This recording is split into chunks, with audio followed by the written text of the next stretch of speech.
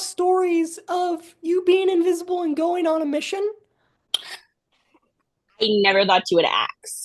So there was a time where I had to track down a mafia leader who was selling secrets. I had to track this basically mafia boss to this casino, and he was staying there, literally uncovered like a whole gambling ring underneath. Even though I'm like, it's already gambling on a casino, you might as well just keep it legal. But people like that, they get greedy. So like I was able to infiltrate and like send pictures and evidence and gather all that stuff.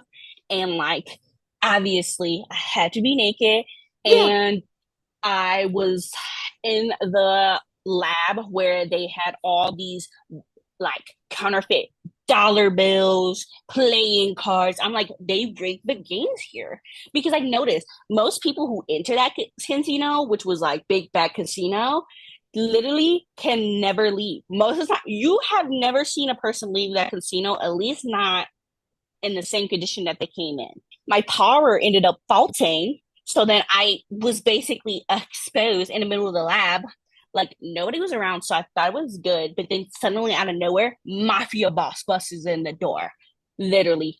He looks at me, look at me, looking at me, he looking at me, looking at me, looking at you, looking at me, looking at him. And so we're looking at each other. And I told him, I'm not here. And he goes, but you're right there. And I told him, I'm like, I'm not here. And he says, but you're right there. I said, I'm not here. But he's like, but you're right there. I said, I'm not here. But you're right there. And he said, I'm not here. And I was like, but you're right there. And so then I ended up going back invisible, and I walked around him, and he kept trying to say, like, you're there. And I'm like,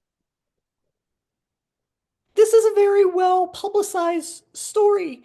There is security footage that was played on the media of you walking into a casino naked, sprinting into a back room, and then yelling at a bouncer, "I'm not here."